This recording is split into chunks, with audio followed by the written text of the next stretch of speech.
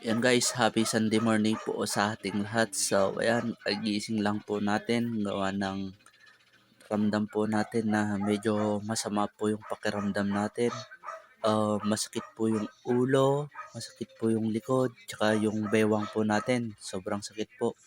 Dahil na rin po siguro ito sa pagod natin sa ating trabaho. Kaya yan, nakakaramdam na naman po tayo ng sama ng pakiramdam. So ayan, pero subukan po rin natin maya-maya na lumabas kung kaya talaga ng katawan natin para makapagtrabaho po tayo kasi sayang din naman po yung isang araw na hindi ka magtrabaho. Pero kung talagang hindi ko kaya mamaya guys, hindi muna ako lalabas at ipapahinga ko muna yung sama ng pakiramdam ko at mahirap pagka sa daan po nag-collapse. Kaya yan guys, gagawa muna tayo mamaya ng mga vlog na hindi yung mga persahan na vlog, yung katulad ng sayaw, ganyan, hindi muna ako sasayaw. So, yung mga mild vlogs muna na hindi tayo mapupwersa. Kaya yan guys, salamat po sa support nyo. Ingat po kayong lahat. God bless.